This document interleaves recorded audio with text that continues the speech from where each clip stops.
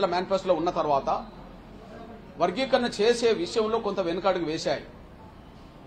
కానీ ఇప్పుడు సుప్రీంకోర్టే నిర్దిష్టమైన ఆదేశాలు జారీ చేసినందున ఇంకా ఆలస్యం కాకుండా వర్గీకరణ డిమాండ్ ఉన్న ప్రతి రాష్ట్రంలో రాష్ట్ర ప్రభుత్వాలు అమలు చేసే విధంగా ఒక మార్గదర్శక సూత్రాలను ఖచ్చితంగా ఆదేశించాల్సిందిగా కేంద్ర ప్రభుత్వం నుంచి ఆదేశించాల్సిందిగా అవసరం అనుకుంటే సంబంధిత ముఖ్యమంత్రులతో ఒక ప్రత్యేక సమావేశం ఏర్పాటు చేసి త్వరగా అమలు చేసే విధంగా సూచనలు చేయాల్సిందిగా నేను గౌరవ ప్రధానమంత్రి నరేంద్ర మోడీ గారిని విజ్ఞప్తి చేయడం జరిగింది.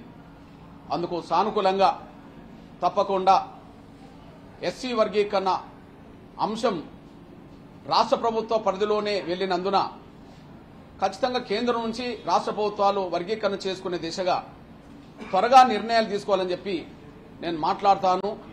అదే సమయంలో కేంద్రం నుంచి కూడా ఆ సూచనలు వెళ్తాయని చెప్పి నిన్న ప్రధానమంత్రి గారు హామీ ఇవ్వడం జరిగింది. ఆయన ఇచ్చిన హామీ ఖచ్చితంగా అమలు జరుగుతుందని చెప్పి మేము సంపూర్ణంగా విశ్వాసంతో ఉన్నాం.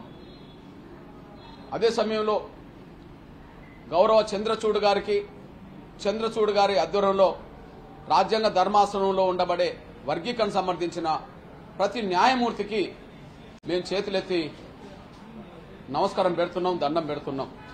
ఎందుకంటే గౌరవ చంద్రచూడ్ గారి ఆధ్వర్యంలో ఏర్పడిన తీర్పు దేశంలో ఇప్పటి వరకు రిజర్వేషన్ల ఫలాలు అందని కోట్లాది దళిత పేద కుటుంబాలకు న్యాయం చేసే అవకాశం ఉన్నందున ఆ కోట్లాది మంది పేదల జీవితాల్లో ఒక వెలుగు నింపిన తీర్పుగా ఈ తీర్పును ఇప్పటి వరకు దాదాపు స్వాతంత్రం వచ్చి 70 సంవత్సరాలు గడిచిపోతున్న సమయంలో, అదే సమయంలో రాజ్యాంగం ఏర్పడి అమల్లోకి వచ్చి 7 దశాబ్దాలు గడిచిపోతున్న సమయంలో ఇప్పటికీ రిజర్వేషన్ల ఫలాలంటేనే తెలుసుకోలేని, రిజర్వేషన్ల ఫలాలు కూడా అందుకోలేని వందలాది కులాలు, లక్షలాది కోట్లాది కుటుంబాలు ఇప్పటికీ ఉన్నాయి. నిన్న ఆగస్టు 1వ తారీఖు నాడు గౌరవ చంద్రచూడ్ గారి ఆధ్వర్యంలో వచ్చిన తీర్పు రిజర్వేషన్లంటే తెలియని ఆ కులాలకు రిజర్వేషన్లు అందుబాటులోకి రాబోతున్నాయి. రిజర్వేషన్లు ఇంతవరకు అందుబాటులోకి రాని కుటుంబాలకు, కోట్లాది కుటుంబాలకు రిజర్వేషన్ ఫలాలు అందబోతున్నాయి. కాబట్టి నేను గౌరవ చంద్రచూడ్ గారి ఆధ్వర్యంలో ఉండబడే వర్గీకరణ సమర్థిస్తూ తీర్పు చెప్పిన ప్రతి జడ్జికి నేను చేతులెత్తి నమస్కరిస్తున్నాను. ఇకపోతే తక్షణమే మేము ఈ నెల 13న హైదరాబాద్ వెళ్తున్నాం. సుప్రీంకోర్టు జడ్జిమెంట్ తర్వాత ఈ 10 రోజులు ఢిల్లీలో ఉండి వర్గీకరణకు మద్దతుగా నిలబడ్డ ప్రతి నాయకుడిని కలిసి వాళ్లకు ధన్యవాదాలు చెప్పుతూ వచ్చాను. అందులో రాజకీయ నాయకులు ఉన్నారు, న్యాయవాదులు ఉన్నారు, న్యాయమూర్తులు కూడా ఉన్నారు. అదే సమయంలో శ్రేయభిలాషులకు సంబంధించిన వాళ్ళు కూడా ఉన్నారు. ఇంకా 2 రోజులు ఇక్కడనే ఉండి మిగిలిన ప్రముఖ నాయకులను కలుసుకొని వాళ్లకు ధన్యవాదాలు చెప్పి 13వ తారీఖు నాడు నేను హైదరాబాద్ చేరుతున్నాను. 13వ తారీఖు నాడు హైదరాబాద్ చేరిన వెంటనే ఏమాత్రం ఆలస్యం చేయకుండా షెడ్యూల్ కులాల వర్గీకరణను వెంటనే స్వాగతించిన ముఖ్యమంత్రులు 4 ఉన్నారు.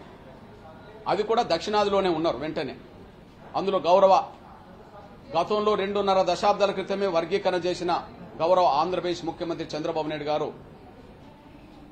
సుప్రీంకోర్టు తీర్పును స్వాగతించాడు, అమలు చేస్తామని ప్రకటన చేశాడు. నిన్న పొలిట్ బ్యూరోలో తీర్మానం చేశాడు. దాన్ని మరింత వేగవంతం చేసి ప్రస్తుత ఉద్యోగ నియామకాల్లో నోటిఫికేషన్లో వర్గీకరణ సూత్రం అమలు జరిగే విధంగా, ఈ విద్యా సంవత్సరం కోల్పోని విధంగా వర్గీకరణ అమలు చేసే విధంగా ఆయనను కలిసి మేము విజ్ఞప్తి చేస్తాం. త్వరగా అందుకు సంబంధించిన నిర్ణయాలు తీసుకోవాలని, చర్యలు చేపట్టాలని. అట్లనే సుప్రీంకోర్టు తీర్పు వెలువడిన వెంటనే నిండు శాసనసభలో తెలంగాణ రాష్ట్ర ముఖ్యమంత్రి సోదరులు రేవంత్ రెడ్డి గారు కూడా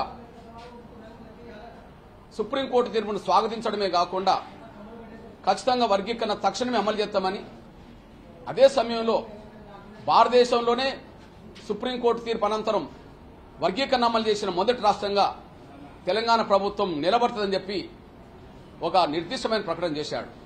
అంతేకాకుండా గత నోటిఫికేషన్లో కూడా ఈ వర్గీకరణ సూత్రం అమలు చేసే విధంగా, గతంలో వచ్చిన నోటిఫికేషన్లో కూడా వర్గీకరణ సూత్రం అమలు చేసే విధంగా అవసరం ఉంటే చట్టపరమైన చర్యలు కూడా చేపడతామని చెప్పి, అవసరం ఉంటే ఆర్డినెన్స్ కూడా జారీ చేస్తామని చెప్పి నిండు శాసనసభలో గౌరవ సోదరులు రేవంత్ రెడ్డి గారు, ముఖ్యమంత్రి రేవంత్ రెడ్డి గారు ప్రకటన చేశాడు. ఖచ్చితంగా అది ఆయన అమలు చేసే విధంగా ముందుకు రావాలని, తక్షణమే అమలు చేయాలని చెప్తున్నాం. ఆయన విదేశీ పర్యటనలో, అమెరికా ఇతర దేశాల పర్యటనలో ఆయన ఉన్నాడు. బహుశా రేపో మాపో రాబోతున్నాడు. ఆయనను కూడా కలిసి త్వరగా అమల్లోకి వచ్చే విధంగా విజ్ఞప్తి చేస్తాం. అట్లనే తమిళనాడులో 18% ఎస్సీ రిజర్వేషన్లు 3% ఇప్పటికే అరుంధతీయులకు వర్గీకరణ అమలు చేసే విధంగా గౌరవ ప్రస్తుత తమిళనాడు ముఖ్యమంత్రి స్టాలిన్ గారి తండ్రి గారైన పెద్దలు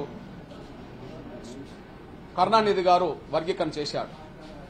దాన్ని కూడా సుప్రీంకోర్టులో కొంత వివాదం జరిగింది. ఇప్పుడు సుప్రీంకోర్టు నిర్దిష్టమైన తీర్పు వచ్చింది కనుక వెంటనే దాన్ని సంపూర్ణంగా తక్షణమే అమలు చేస్తామని స్టాలిన్ గారు కూడా ప్రకటన చేశాడు. ఆయనను కూడా వెంటనే మేము తమిళనాడుకి వెళ్లి కలిసి త్వరగా అమలు చేసే విధంగా కోరేస్తాం. 4వది, కర్ణాటకలో కూడా ఎస్సీ వర్గీకరణ విషయంలో సిద్దరామయ్య గారు కూడా సుప్రీంకోర్టు తీర్పును స్వాగతించాడు. కర్ణాటక ముఖ్యమంత్రి ఆయనను కూడా మా పెద్దలందరినీ తీసుకెళ్లి కలిసి త్వరగా అమల్లోకి వచ్చే విధంగా ముందుకు సాగుతాం. అట్లనే దక్షిణాదిలో ముందు వర్గీకరణను అమలు చేయించుకోవడం జరుగుతూనే ఉత్తరాదిలో ఎక్కడెక్కడనైతే ఈ డిమాండ్లు ఉన్నాయో, ఎక్కడెక్కడనైతే ఈ డిమాండ్ల సాధన కోసం ఉద్యమాలు జరిగినాయో, ఎక్కడెక్కడనైతే ప్రభుత్వాలు గతంలో నిర్ణయం తీసుకున్నాయో ఆ ప్రభుత్వాలను కూడా కలుస్తాం. అదే సమయంలో పంజాబ్లో ఇప్పటికే వర్గీకరణ అమలు జరుగుతుంది. ఇప్పుడు కూడా వర్గీకరణ అమలు చేస్తున్నారు. కానీ హర్యానాలో ఈ డిమాండ్ ఉన్నది. గతంలో అన్ని పార్టీల మేనిఫెస్టోలు ఉన్నాయి, అధికార పార్టీ మేనిఫెస్టో ఉన్నది. అక్కడ హర్యానాలో కూడా అమలు జరిగే విధంగా మేము ఇక్కడికి వచ్చి ప్రయత్నం చేస్తాం. ఉత్తరప్రదేశ్లో గత రాజ్నాథ్ సింగ్ గారు ముఖ్యమంత్రి ఉన్న సమయంలో 2001లోనే ఎస్సీ వర్గీకరణ అమలు చేశాడు. సుప్రీంకోర్టు ఆనాటి తీర్పు కారణం వల్ల వర్గీకరణ ఆగిపోయింది. ప్రస్తుత ముఖ్యమంత్రి, ఉత్తరప్రదేశ్ ముఖ్యమంత్రి యోగి గారు కూడా వర్గీకరణ అమలు చేస్తామని చెప్పి గతంలో ప్రకటన చేశాడు. ఈ విషయాన్ని ఆయన దృష్టిలో కూడా తీసుకెళ్లి తక్షణం అమలు జరిగే విధంగా యోగి గారిని కూడా కలుస్తాం. అట్లనే బీహార్లో కూడా ఈ డిమాండ్ ఉన్నది.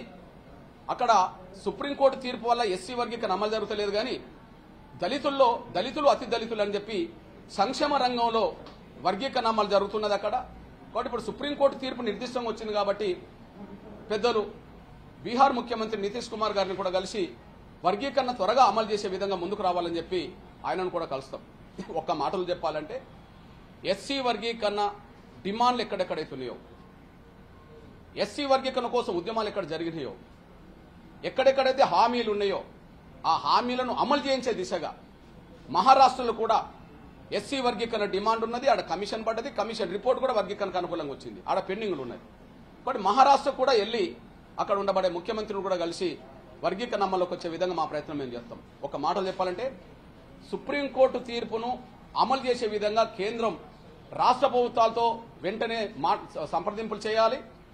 అదే సమయంలో వాళ్లకు మార్గనిర్దేశ సూత్రాలను కూడా పాటించే విధంగా ఆదేశాలు జారీ చేయాలి. అవసరం ఉంటే ముఖ్యమంత్రులతో, వర్గీకరణ డిమాండ్లున్న వివిధ రాష్ట్రాల ముఖ్యమంత్రులతో, వర్గీకరణ చేస్తామని హామీలున్న వివిధ రాష్ట్ర ప్రభుత్వాలతో వెంటనే అమలు చేసే విధంగా కేంద్రం చొరవ తీసుకోవాలని మేము ఒకవైపు కోరుతూనే, కేంద్రం ద్వారా ఆదేశాలు జారీ చేసే విధంగా మా ప్రయత్నాలు మేము చేస్తూనే, మేము కూడా ప్రత్యక్షంగా కలిసి ఎస్సీ వర్గీకరణ అమలు చేసే విధంగా అన్ని రాష్ట్ర ప్రభుత్వాలను కలిసి అంతటా దళితుల్లో అత్యంత వెనుకబడ్డ దళితులకు అన్ని రాష్ట్రాల్లో ఖచ్చితంగా అమలు జరిగే విధంగా మా ప్రయత్నం చేస్తాం. 13వ తారీఖున హైదరాబాద్ పోయిన తర్వాతనే ముందు దక్షిణాది మీద దృష్టి పెట్టి తర్వాత దేశంలో ఎక్కడెక్కడ ఈ డిమాండ్లు ఉన్న రాష్ట్రాలు ఉన్నాయో ఆ రాష్ట్రాల ప్రభుత్వాల ముందు కూడా ఈ అంశాన్ని తీసుకెళ్లి అమలు జరిగే విధంగా మా ప్రయత్నం మేము చేస్తామనే విషయం కూడా తెలియజేస్తున్నాను నేను. ఇకపోతే రెండో విషయం, దేశంలో ఒక క్రిమిలేయర్కి సంబంధించిన అంశం